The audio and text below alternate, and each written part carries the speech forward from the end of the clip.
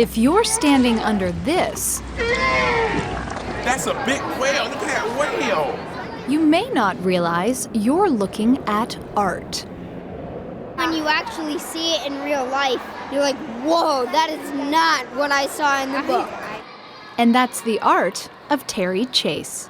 We did it in 7 pieces, but this is 50 foot long. In fact, it's so large you can walk on the inside of this thing without even ducking your head. This whale of a diorama took 2 weeks to install in the Ocean Hall of the Smithsonian's National Museum of Natural History in Washington, D.C. When you go under it, it looks like it's gonna just plop onto you and you're gonna be stuck. It was spawned 1,000 miles away at Chase Studios in Cedar Creek, Missouri. This is actually a living whale that we reconstructed called Phoenix. But how did you copy Phoenix?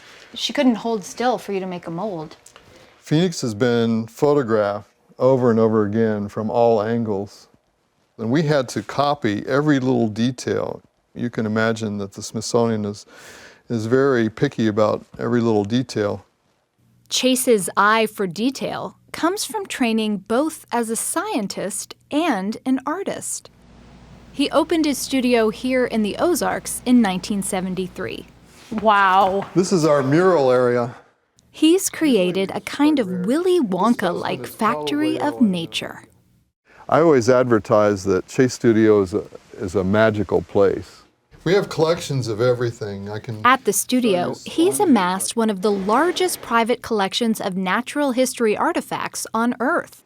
We have all kinds of preserved samples. Now watch what happens when you put the black light on them. It all began for him as a child. I used to build these safaris, and I'd take all the neighborhood kids through for, 5 cents, and we'd build these giraffes out of paper mache, and we'd build all these sets. I'm suddenly realizing, God, I'm doing the same thing today that I did when I was in the grade school. You might say Chase's art makes him the most viewed artist in the country, if not the world. His work is displayed in hundreds of museums and institutions across the globe. But these aren't your mother's dioramas. They've actually done studies, watched people's reactions, and they've timed the amount of time that they spend in front of each one of these dioramas. It's about 3.5 seconds. To keep up with shrinking attention spans, the studio team makes dioramas amazingly lifelike. Though here, all is not always what it seems. All the little spines are made out of wires. Wood is welded out of steel. You won't be able to tell where the real thing ends and the painting begins. Light is painted on canvas. These are the actual fiberglass unpainted pieces. And turtle shells are molded out of plastic.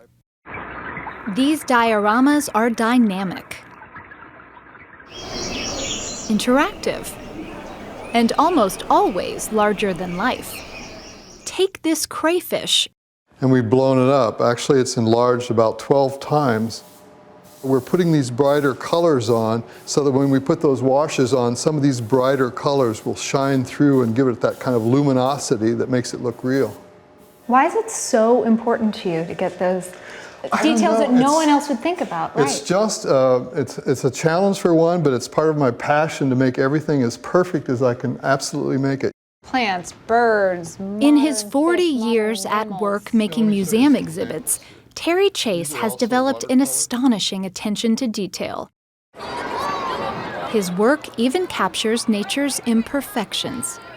There was a tear in the lip where she'd caught in a fishing net. Well, we had to reproduce that same scar that's on her lip. How do you feel about millions of Americans and people all over the world stand underneath something you created and are awed by it? I just hope it doesn't fall on them.